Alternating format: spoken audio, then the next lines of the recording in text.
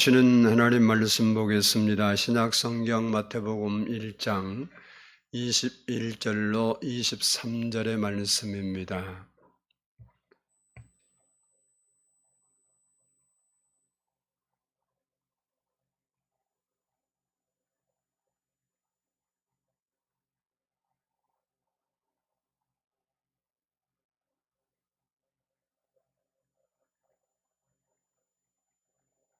신약 성경 1페이지 마태복음 1장 21절로 23절을 교독하겠습니다.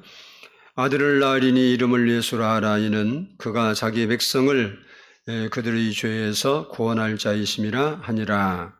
이 모든 일이 된 것은 주께서 선지자로 하신 말씀을 이루려 하심이니 이르시되 보라, 처녀가 잉태하여 아들을 낳을 것이요 그의 이름은 임마누엘이라 하리라 하셨으니 이를 번역한즉 하나님이 우리와 함께 계시다 함이라. 아멘. 이 시간에는 성가대 찬양이 있겠습니다.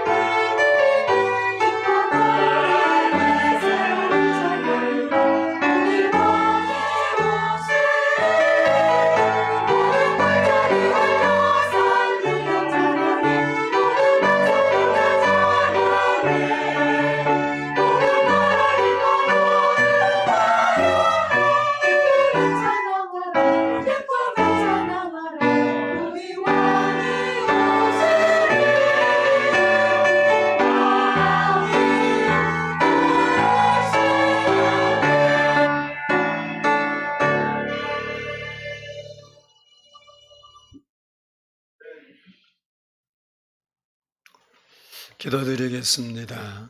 사랑의 아버지 하나님 감사합니다. 오늘도 이렇게 저희가 하나님 앞에 나와서 예배할 수 있도록 은혜를 주신 것을 인하여 진심으로 감사합니다. 아버지 하나님, 이 시간도 저희가 하나님의 말씀을 듣기 전에 하나님 앞에 엎드렸습니다. 하나님께서 이 시간 아버지 우리의 마음을 여시고 우리에게 하나님의 은혜를 부어주시기를 원합니다. 특별히 하나님께 이 시간 기도하옵는 것은 아버지 하나님 가정에서 온라인으로 하나님께 예배드리는 우리 성도들이 있습니다. 주님께서 그곳에 하늘문을 열어주시고 예수님께서 그 자리에 임하셔서 두세 사람이 내 이름으로 모인 곳에 내가 그 가운데 있다고 하신 주님의 약속대로 그곳에 임하셔서 은혜를 부어주시고 주님께서 아버지 하나님의 충만한 은혜로 채우시는 놀라운 역사가 있게 해 주옵소서. 하나님 가정에서 예배드리나 여기서 또 예배드리나 모든 성도들이 한 가지로 하나님을 찬양하고 예배하며 주님께 영광 드리고 주의 은혜를 힘입는 귀한 시간이 되게 해 주시옵소서. 우리와 늘 함께하신 하나님을 찬양하오며 예수님의 이름으로 기도드리옵나이다. 아멘. 우리 옆사람과 한번 인사합니다. 사랑합니다. 따라서 한번 합니다. 구원자 예수. 오늘은 강림절 마지막 주일입니다. 강림절이란 성탄절을 앞두고 예수님의 오심을 기다리면서 준비하는 성탄전 4주간을 가리켜서 강림절이라 이렇게 부릅니다. 다른 말로는 대림절, 또 대강절, 똑같은 의미로 예수님을 기다린다라는 의미의 뜻입니다. 우리가 강림절 예배를 드리면서 세 가지를 기억하면서 예배를 드려야 합니다. 첫 번째는 2000년 전에 우리를 위해서 이 땅에 오신 예수 그리스도를 기억하고 그 은혜에 감사하고 마음 깊이 찬양하면서 경배하기 위하여 준비하는 예배를 드려야 합니다. 그리고 둘째는 지금도 우리와 함께 계시면서 역사하시는 그 하나님의 역사, 우리의 마음과 우리의 삶에 임하셔서 역사하시는 그 성령의 임재를 우리가 간절히 사모하고 기다리는 예배를 드려야 합니다. 그리고 세 번째는 세상 끝날 심판주로 오셔서 세상을 심판하시고 구원을 완성하실 예수 그리스도를 바라보고 그분의 재림을 대망하면서 기쁨으로 예배를 드려야 합니다. 사람에게 이름은 참 중요하죠. 왜? 이름은 그 사람을 나타내 주기 때문에 그렇습니다. 우리나라의 경우는 자녀가 태어날 때 이름을 지을 때 보면 대부분 학렬이라는 거 있죠. 돌림자.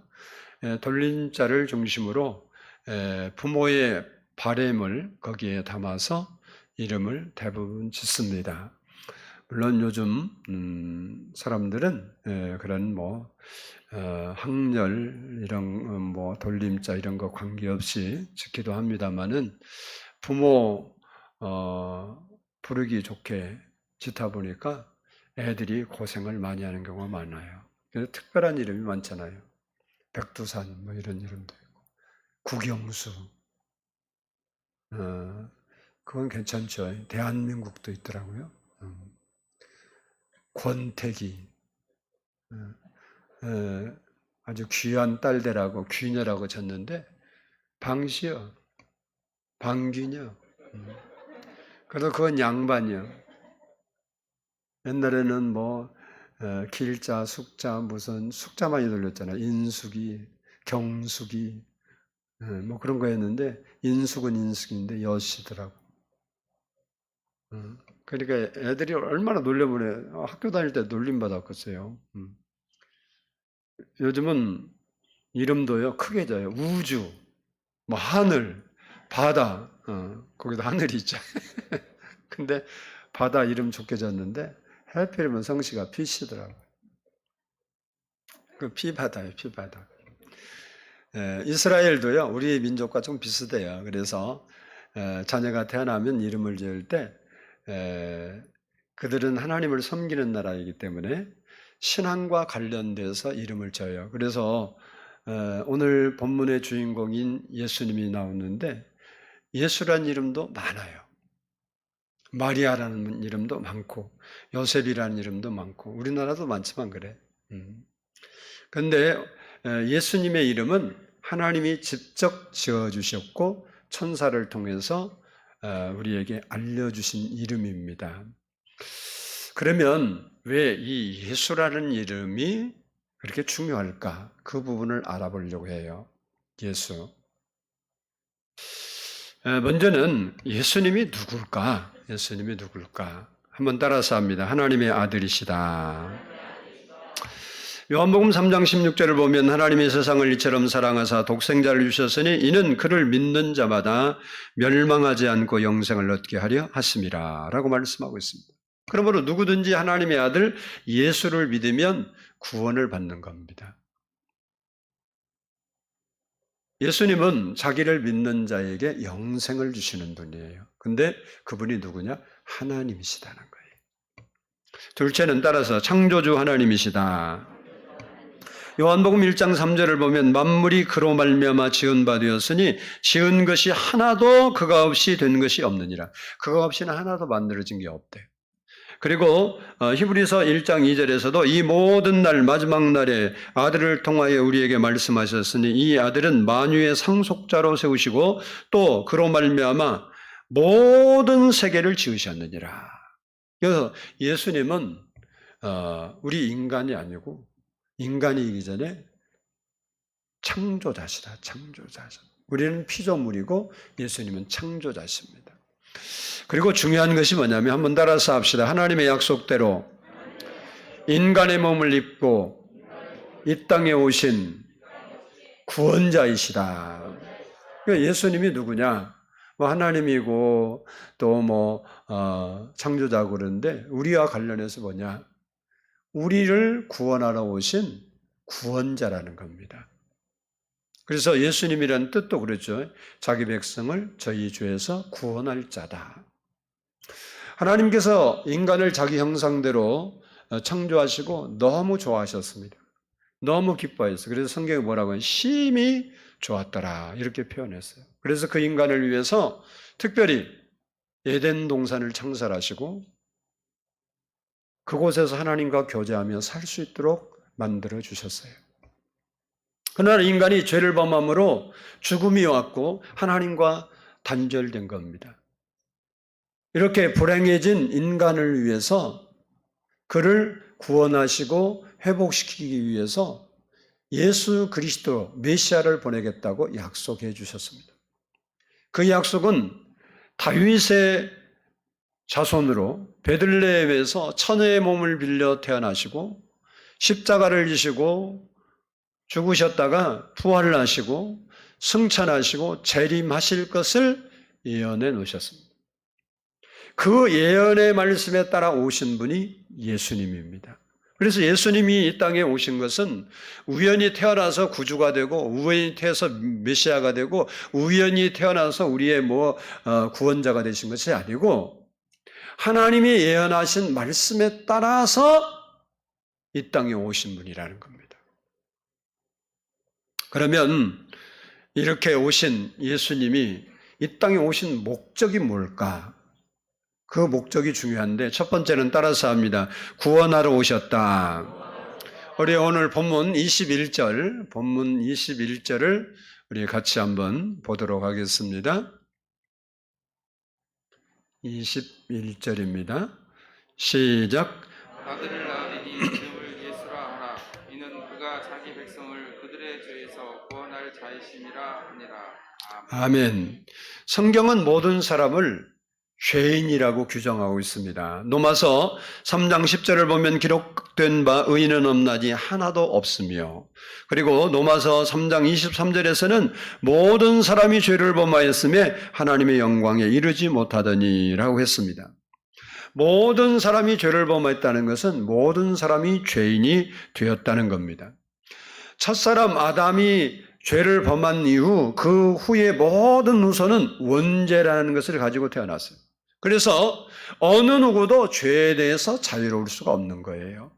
그래서 성경은 인간을 통칭해서 죄인이다, 이렇게 성경은 말씀하고 있는 겁니다.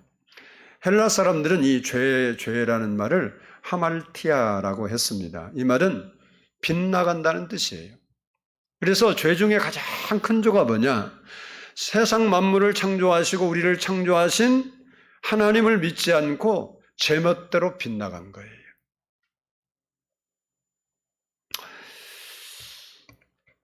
로마서 6장 23절을 보면 죄의 삭은 사망이요 라고 했습니다. 이 말은 죄를 범하면 죽게 된다는 거예요. 그러니까 모든 사람이 죄인이라고 성경이 말하는데 우리가 죄인이기 때문에 우리는 소망이 없는 거예요. 물론 세상에서는 우리가 가치가 있고 의미가 있고 그리고 행복한 삶을 살 수 있습니다.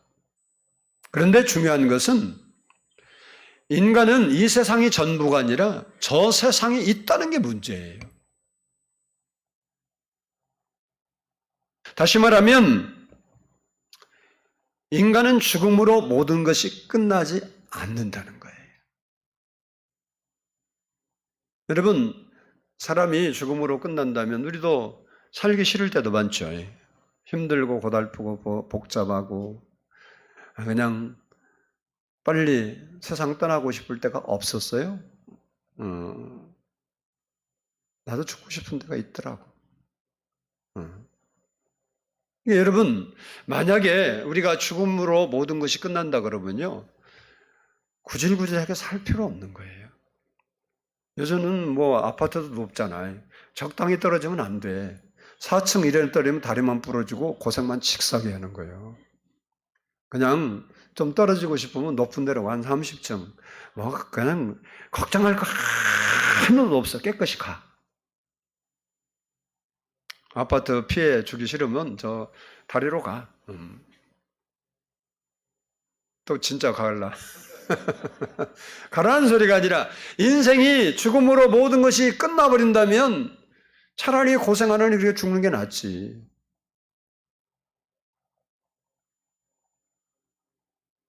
그런데 그렇지 않다는 거예요. 여러분이요, 전부 엄마 뱃속에서 태어났죠?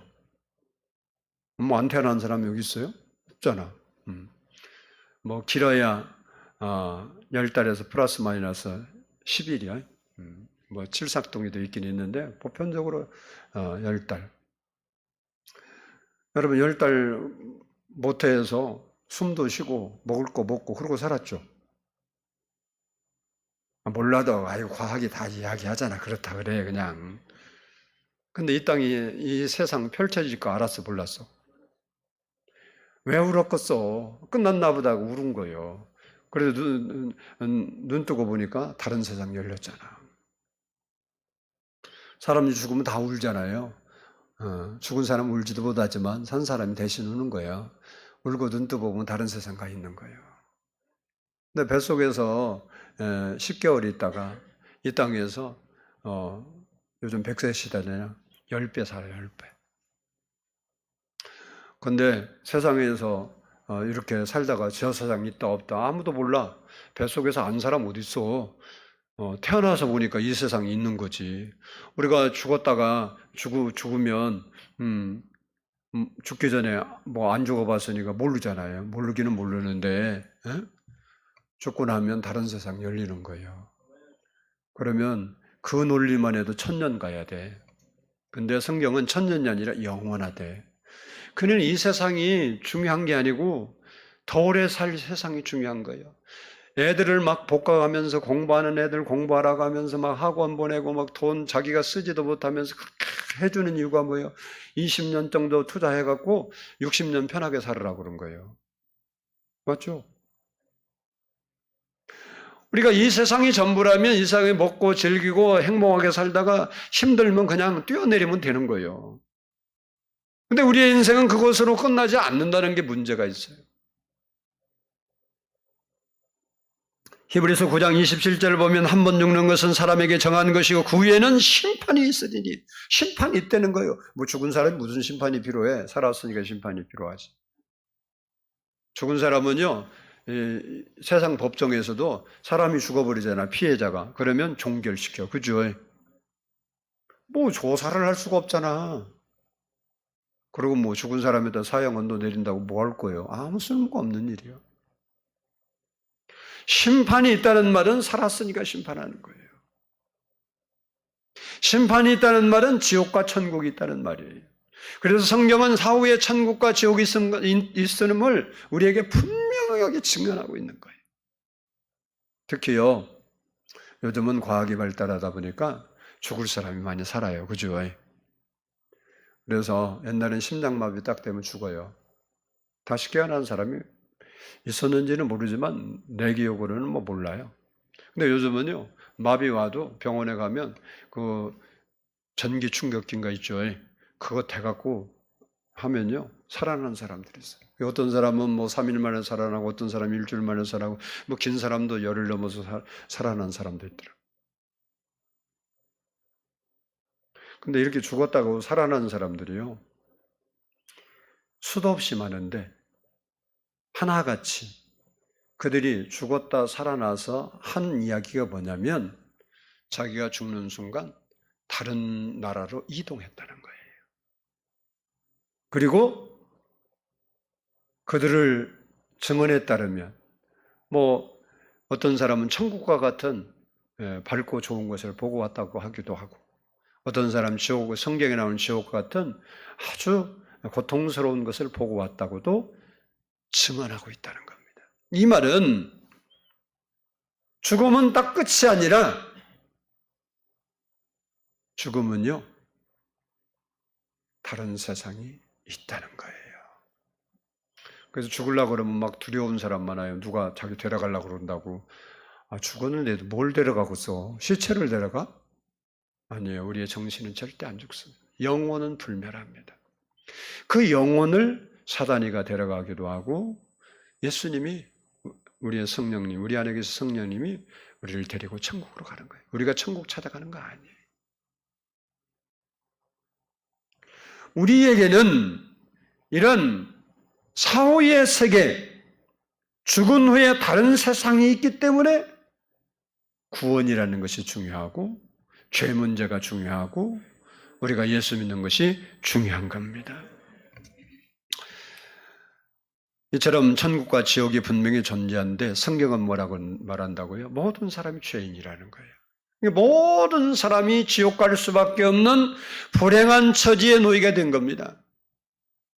이처럼 저주 아래 놓인 인간을 구원하러 오신 분이 예수님이십니다. 누가복음 19장 10절을 보면 인자가 온 것은 잃어버린 자를 찾아 구원하려 하심이니라 라고 했고, 요한복음 3장 16절에서도 하나님이 세상을 이처럼 사랑하사 독생자를 주셨으니 이는 저를 믿는 자마다 멸망하지 않고 영생을 얻게 하려 하심이라. 이렇게 절망에 빠지고 소망이 없고, 이 세상은 이 세상이지만 이 세상이 아닌 하나님 다음 세상에 가서 우리가 도저히 하나님의 은혜를 입을 수 없는 절망에 빠지고 지옥에 빠지고 둘째 사망에 던져져서 영원히 고통당하여 할 그 인생을 불쌍히 여기셔서 구원하시려고 오신 분이 하나님이라는 겁니다. 그래서 하나님은요, 성경의 말씀대로 한 사람도 지옥 가기를 원하지 않아요. 지옥을 예수 안 믿는 사람을 위해서 만든 게 아니에요. 하나님은 한 사람도 지옥 가기를 원하지 않아요. 왜 지옥은 만들었냐?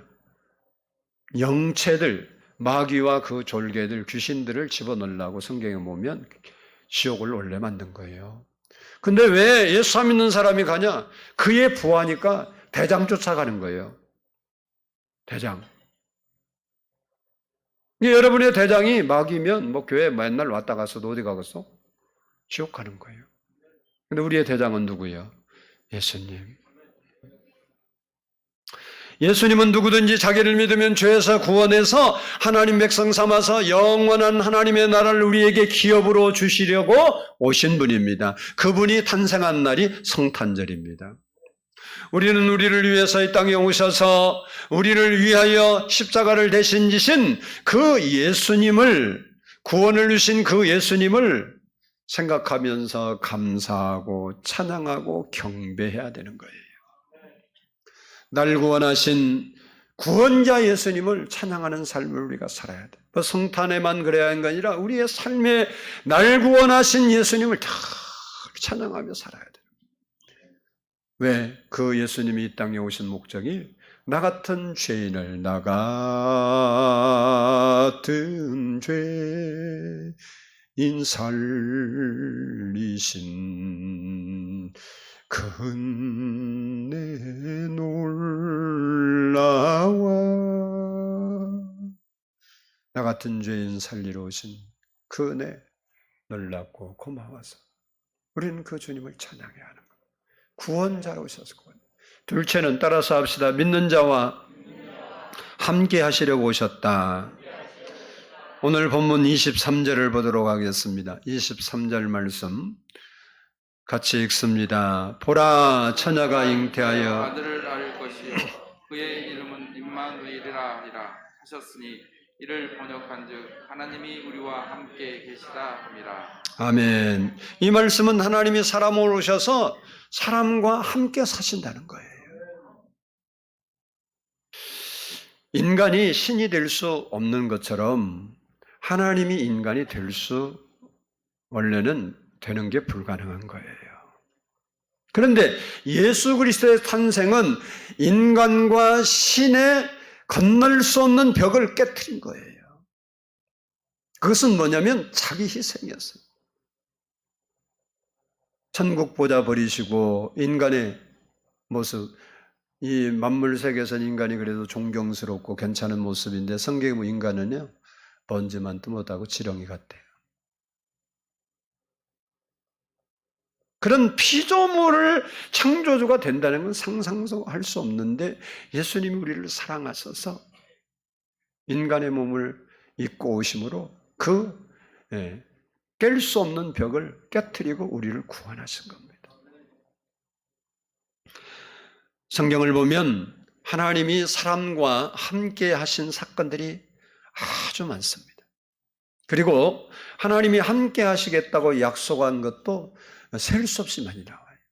그리고 이 모든 약속은 예수님이 인간의 몸을 입고 임마누엘 하나님으로 사람으로 이 땅에 오신 그 사건으로 다 성취된 거예요. 구약 창세기 18장을 보면요. 하나님께서 아브라함 가정을 방문한 기사가 나옵니다. 그런데 놀라운 것은 하나님께서 사람으로 오셨어요. 그래서 아브라함과 대화도 나누시고 그리고 차려주신 음식도 먹었어요. 원래 신은 음식을 먹는 존재가 아니에요. 그리고 귀신도 제사 드린다고 음식 먹는 건 아니죠. 제사 음식 아무리 쌓아놔도 그대로 있어.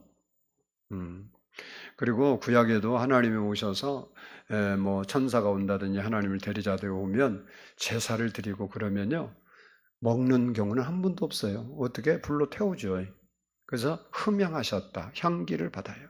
근데 아브라함 집에 오신 그 하나님은요. 식사를 하셨어요. 이 사건은 장차 오실 하나님의 성육신, 즉 사람의 몸을 입고 오실 그분의 예표였고 임마누엘로 우리에게 오실 그분의 예시였다는 겁니다. 하나님은 지금도 우리와 함께 하십니다.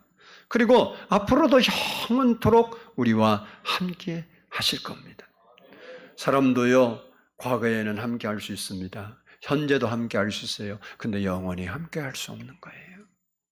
그것이 인간의 한계예요. 그런데 하나님, 임마누엘 되신 하나님은 어제나 오늘이나 영원토록 우리와 함께 하신다는 사실입니다. 마태복음 28장 20절을 보면 볼지어다 내가 세상 끝날까지 너희와 항상 함께 있으리라. 항상 함께 있다는 거예요. 이 말씀은 임마누엘로 오신 예수님께서 세상 끝날까지 우리를 떠나지 않고 임마누엘로 함께 하신다는 겁니다. 그러면 하나님이 우리와 이 땅에 오셔서 함께하는 게 뭐가 그렇게 중요하냐? 하나님이 함께하고 하나님이 함께하지 않는 것은 우리의 인생을 살아가는 데 너무 많은 차이가 있습니다. 하나님이 우리와 함께하면 어떤 일이 일어납니까? 한번 따라서 합니다. 근심 걱정이 사라진다. 하나님을 정말 여러분이 여러분 마음에 모시고 살면 뭐가 없어진다? 근심 걱정이 없어지는 거예요. 요한복음 14장 27절을 보면 평안을 너희에게 끼치노니 곧 나의 평안을 너희에게 주노라. 내가 너희에게 주는 것은 세상이 주는 것과 같이 아니하니라. 너희는 마음에 근심하지도 말고 두려워하지도 말라. 이 말을 보면 근심하지도 말고 그랬죠. 그러면 근심이 지금 있다는 거예요, 없다는 거예요? 근심하지도 말고 그러면 지금 근심이 있다는 거예요, 없다는 거예요? 있다는 거예요. 이게 근심이 하나님 우리 마음에 없게 해주는 게 아니라 우리는 살면서 근심 걱정 없는 사람이 어디가 있겠어요? 다 근심 걱정이 있는데 근심하지 말래. 왜? 평강의 하나님이 우리 안에 오셔서 함께하면서 평안을 우리에게 주시니까 평안하다는 말은 근심의 반대말이잖아요. 근심이 물러가고 두려움이 물러가니까 평안의 주님을 붙잡고 살아라. 그래서 여러분이 진짜 하나님이 여러분과 함께 한 것을 믿으면요. 뭐가 없어지냐? 근심 걱정이 없어요. 그게 근심 걱정이 현실적으로 없다는 게 아니라 마음에 없다고, 마음에. 그래서 성경에 너희 머리로 근심 없다 그런 게 아니라 마음에 근심하지도 말라 그런 거예요. 이게 삶을 보면 근심이 천지요. 어떻게 하지? 큰일 났네. 그런 생각이 드는데 그러면 마음이 막 불안하고 염려스럽고 걱정되는데 그것이 없어. 근심거리가 없는 게 아니라. 그게 뭐예요? 하나님이 함께 하신 증거입니다. 그러면 어떻게 그 하나님이 이제 우리의 삶에서 근심거리를 치우기 시작해. 치우기. 근데 내가 근심을 붙잡고 있는데 여러분 근심을 어떻게 하나님 치우겠어? 내가 근심을 놔야 하나님이 근심을 치우고 우리 마음에 평안을 주시는 거예요. 우리와 함께 하시면 어떤 일이나 따라서 합시다. 두려움이 사라지고 담대해진다. 이사야 41장 10절을 보면 두려워하지 말라 내가 너와 함께함이라 놀라지 말라 나는 네 하나님이 됨이라 내가 너를 굳세게 하리라 참으로 너를 도와주리라 참으로 나의 의로운 오른손으로 너를 붙들리라. 우리가 하나님이 진짜 나와 함께하는 것을 믿으면요 뭐가 없었냐? 두려움이 없어지고 담대해지는 거예요. 이게 사울 시대에 블레셋에 골리앗이라는 사람이 있었는데 이스라엘 사람들은 다 하나님을 믿어. 그런데 하나님이 함께 하심을 진짜로 믿는 사람이 한 사람도 없어, 그 백성 중에. 군대로 나가서 전쟁을 싸우려고 하는 사람 중에 한 사람도 하나님이 진짜 자기와 함께 한다고 믿는 사람이 없는 거예요. 그래서 골리앗이 나타나니까 다 두려워하고 겁내고 죽을까 봐 도망갈 준비하는 거예요. 왕부터 모든 군사가. 그런데 17살 난 소년 다윗은 하나님이 자기와 함께하는 걸 믿어. 우리가 다윗은 골리앗을 보고 두려워하지 않았어요. 그러면 다윗이 뭐 능력이 더 많고 싸움을 더 잘하고 힘이 더 세서 그랬습니까? 아니. 그가 고백대로 전쟁은 여호와께 속했고 이 전쟁은 하나님께서 너를 내 손에 붙이리라는 하나님이 자기와 함께함을 확신했기 때문에 인간적으로 보면 두렵고 싸울 수도 없는 문제지만 자기 뒤에 하나님이 계신 것을 믿고 그는 두려워하지 않은 거예요. 그러면 인력으로 그게 될까? 안 돼. 뭐 그냥 하나님이 나와 함께하니까 나는 괜찮아. 그렇게 여러분이 위로한다 그래서 그렇게 되면 얼마나 좋을까? 안 돼. 진짜 여러분이 예수 그리스도를 우리 마음에 모시고 그 하나님이 여러분과 함께하면 그런 환경이 와도 두려움이 아니라 담대해져요. 세상 사람이 7번 넘어지면요 사업을 하다 7번 실패하면 다시 일어날 수 없어요. 한두 번 망해도요 일어나기 어려워요. 근데 성경은 뭐예요? 의인은 7번 넘어질지라도 8번 일어난다는 거예요. 왜 그렇습니까? 하나님이 나를 도와주신다는 확신과 믿음이 내 마음에 자리 잡게 되면 두려움이 사라지고 담대해지는 거예요. 우리가 그 담대함으로 살아가야 되는 거예요. 세 번째는 따라서 합시다. 안전하게 보호를 받는다. 주님이 나와 함께 하심을 진짜로 믿으면 우리가 보호를 받게 되는데 시편 23편 4절 보면 내가 사망의 음침한 골짜기로 다닐지라도 해를 두려워하지 않는 것은 주께서 나와 함께 하심이라 주의 지팡이와 막대기가 나를 안위하시나이다. 다윗은요 그의 인생을 보면 죽을 고비를 너무 많이 넘겼어요. 근데 죽을 고비가 안 왔던 게 아니라 그 속에서 하나님 보호하셔서 그 위기를 넘어간 거예요. 우리에게도 위기가 있고 위험이 있고 어려운 일이 있을 수 있습니다. 그러나 하나님이 함께하면 그 위기마다 그 문제마다 이길 수 있게 해주신다는 거예요. 보호하신다는 거예요. 다니엘의 실력으로는 사자굴을 이길 수 있는 힘이 없었어요. 그런데 하나님이 그와 함께하니까 사자굴에서 그를 건져낸 겁니다.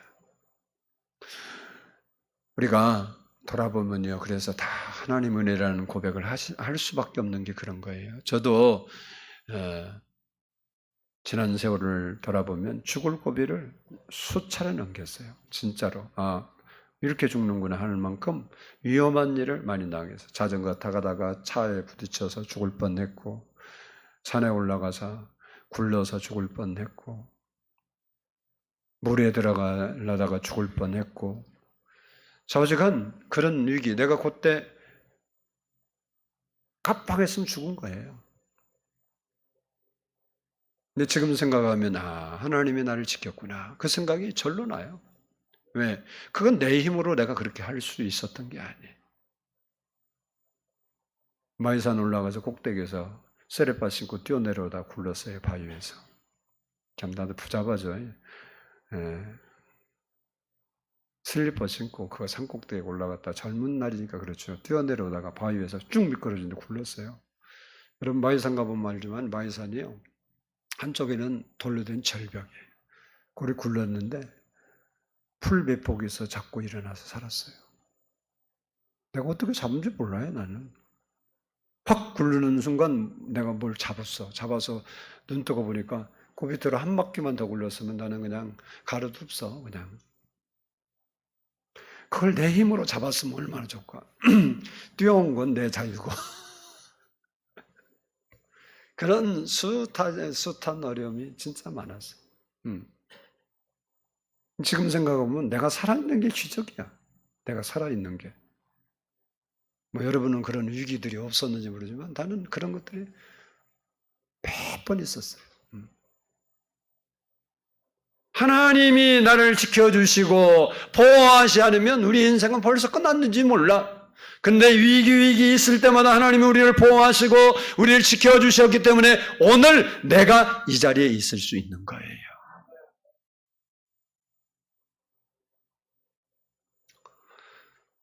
네 번째는 따라서 합시다. 하나님 우리와 함께 하시면 형통하게 된다.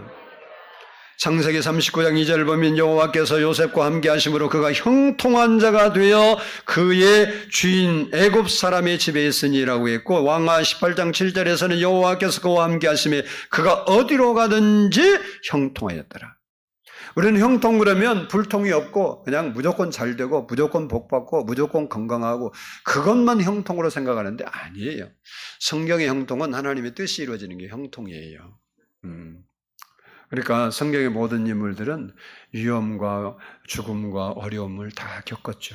믿으면 사람들이. 근데 그 속에서 왜 형통? 요셉이 종살이였는데 종살이가 뭐 형통이 있어? 돈이 이론이라 쌓였어? 뭐 자기 마음대로 하는 거 있어? 없어. 그런데 형통했다고 성경은 써요. 근데 거기서 근심 걱정하지 않고 또한 주인의 은혜를 입어서 종살이 중에서도 평안을 누리고 소망 있게 살았던 거예요. 그게 형통이에요. 어려움이 없었던 게 아니라. 다니엘이 사자굴 속에 들어가는 그것이 형통이에요. 형통. 목사님 그게 무슨 형통이에요. 불통이지. 아니에요. 불통이 아니에요. 다니엘이 포로로 끌려와서 종살이하는 나라의 사람으로 총리까지 되었으니 그 나라 사람이 얼마나 시기 질투가 많겠어. 어떻게든지 아주 그냥 따라붙어서 어떻게든지 죽이려고 막 별 수단을 다 쓰는데 얼마나 다니엘이 자기 관리를 철저히 했으면 요즘 보면 뭐 대선 후보들 누구 할 거 없이 막 자기가 문제가 아니라 주변이 막 터지잖아요. 다니엘은 그래서 결혼 안 했어. 터질까 봐 갖고.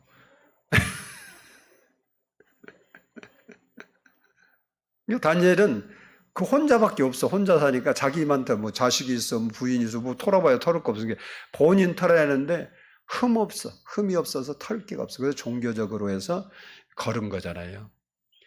근데요, 죽을 때까지 괴롭힐 거예요. 왕이 세 총리가 있는데 그 중에 다니엘을 더 높이려고 하니까 이제 더 열받았어. 그래갖고 어떻게든 죽이려고 별 수락을 다 했는데 그래서 사자굴 나온 거예요. 사자굴 안 들어가려고 하는데 들어갔다 와야 돼요. 여러분이 환란이 있고 꼬이는 일이 있고 어려움이 있어도 불평하지 마. 감사하고 사세요. 누구처럼? 다니엘이 감사하잖아. 아멘, 아멘 하세요. 다니엘이요, 그 굴 속에 갔다 나온 걸로 끝난 게 아니에요. 다니엘은 잠깐 고생을 했어. 굴 속에서 하룻밤 자고 나왔잖아요. 근데요, 그동안 그렇게 자기를 괴롭히고 힘들게 하고 막 죽이려고 했던 그 원수들이 아주 싹 사라져 버렸어요. 예, 다니엘이 그렇게 다 쳐 죽였으면요, 힘을 가져갖고 그 후손들이 다니엘 죽이려 또 일어날 거예요. 근데 누가 해버렸어? 왕이 다 처단해버리니까 다니엘하고는 아무 관계가 없어. 여러분이 인생을 살다가 내 계획대로 안 되고 내 뜻대로 안 되고 내가 설계한 대로 안 된다고 해서 후회하고 원망하고 불평하지 말고 다니엘처럼 감사하세요. 하나님이 여러분과 함께하는 것을 믿는다면, 감사하면 결국은 하나님께서 다 정리하게 돼 있어. 그래서 우리에게 다니엘 같이 멋있는 날이 오는 거예요. 누구에게? 하나님이 함께하는 사람에게. 하나 더 따라서 합시다. 창대하게 된다. 역대하 1장 1절을 보면 다윗의 아들 솔로몬의 왕위가 견고하여 가며 그의 하나님 여호와께서 그와 함께하사 심히 창대하게 하시니라. 심히 창대하게 하시니라. 솔로몬이 창대하게 된 게 아니고 하나님이 창대하게. 여러분 믿어야 돼. 하나님이 함께하면 우리를 잘되게 하신다. 따라서 합시다. 하나님이 나와 함께 하시면 잘되게 하신다. 몸이 잘 되는 건 뭐예요? 건강한 거. 가정이 잘 되는 건 뭐예요? 가족이 화목한 거. 어? 여러분 직장이 사업이 잘 되는 건 뭐예요? 복 받는 거. 하나님께서 창대케 하시는 분이 하나님인 걸 인정하세요. 그러면 내가 안 해도 되냐? 그게 아니야. 나는 열심히 하지만 하나님께서 거기에 열매를 주셔야 돼요. 죽으라고 일하고도 한 푼도 못 버는 사람 많죠. 왜? 자기 의도와 관계없이 그렇게 돼버리는 경우가 많아. 응? 근데 어떤 사람은 별로 안 했는데 환경이 싹 바뀌어갖고 요즘은 마스크 별로 이익 없죠. 근데 처음에 마스크 장사했던 사람은 돈 엄청나게 벌었잖아요.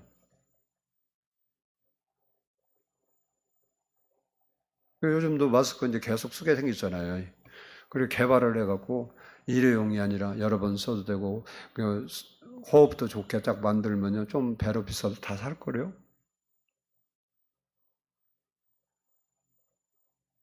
여러분, 하나님이 함께 하면요, 창대케 돼요. 여러분, 나는 어쩌다 그 소리 할 필요 없어. 여러분이 감사하고 사셔. 하나님이 진짜 나와 함께 한 걸 믿고, 다니엘 같은 길을 열어주시고, 형통케 하시고, 솔로몬이 창대케 된 게 아니라 하나님이 창대케 하시는 거예요. 하나님이 여러분을 되게 하시면 되는 줄을 믿습니다. 여러분이 실력이 없어도 관계없고요. 나이가 있어도 관계없고요. 여러분이 뭐가 모자라도 관계없어요. 하나님이 여러분과 함께 하시고 하나님이 여러분과 함께 하는 걸 여러분이 진짜로 믿고 함께 한 것을 의지해 살면 하나님이 반드시 하십니다.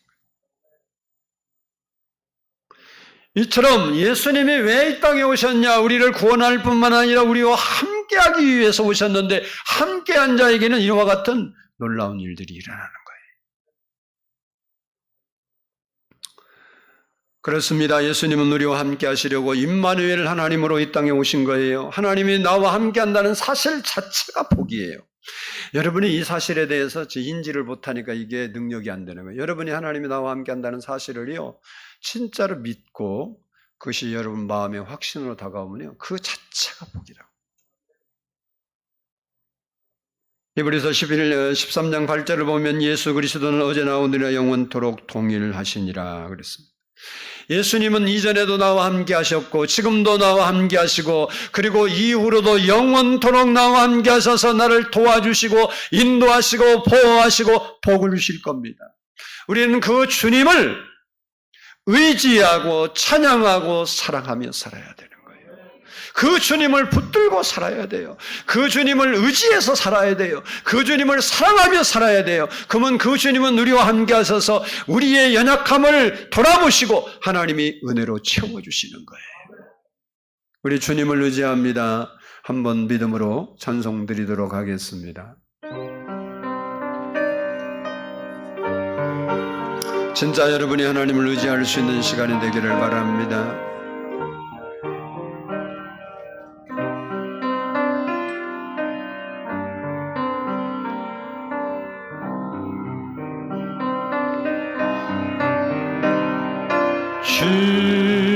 주님을 의지합니다.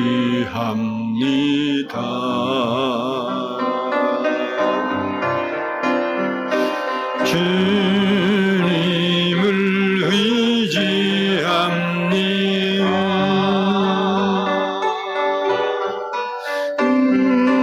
내 삶의 위로와 참 평안 주신 주님을 의지합니다.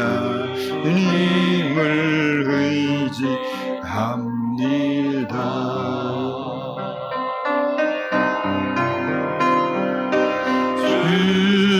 주님을 찬양합니다. 아멘 아멘. 주님을 찬양합니다. 주님을 찬양합니다.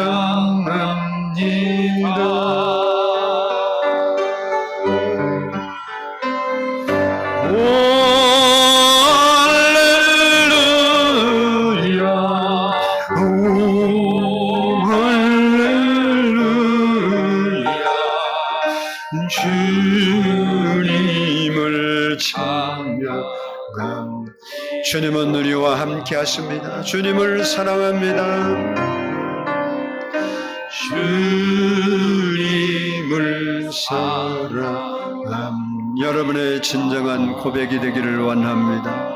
우리 마음에 우리와 함께 하신 주님을 기억하면서 그 주님 앞에 여러분의 사랑을 고백하고 믿음을 고백할 수 있기를 원합니다.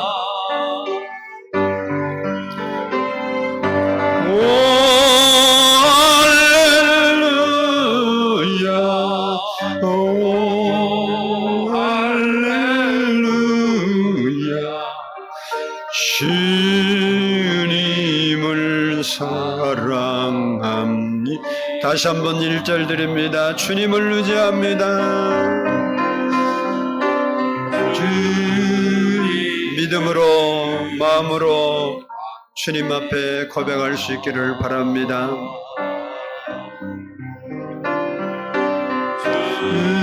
주님을 의지합니다.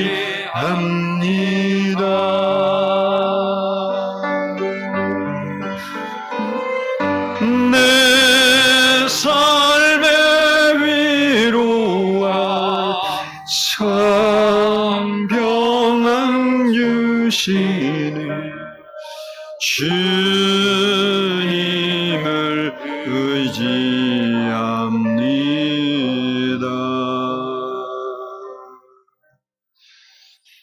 우리가 구원자 예수 그리스도를 믿으면 죄사함을 받고 구원을 받습니다. 그리고 이 땅에서도 하나님의 은혜와 복을 받고 살게 됩니다. 그 예수님은 우리를 떠나지 않습니다. 늘 나와 함께 하셔서 나를 지키시고 인도하신다는 사실입니다. 우리가 그 주님을 믿으면 소망이 생겨나고 행복해지는 겁니다. 예수님께서 이 땅에 오신 이유가 우리를 구원하시고 그것으로 끝이 아니라 영원히 우리와 함께 하시면서 우리를 지도해 주시고 우리를 도와주시고 인도해 주시고 지켜주시고 보호해 주시고 잘되게 하시려고 이 땅에 오신 겁니다. 성탄이 바로 그것입니다. 그 주님이 내 마음에 계셔야 되는 거예요. 그 주님을 모시고 살 때 하나님께서 우리의 필요를 채워주시는 겁니다. 바라기는 예수님 때문에 행복이 넘치는 성도들이 될 수 있기를 주의 이름으로 축복합니다. 기도하겠습니다.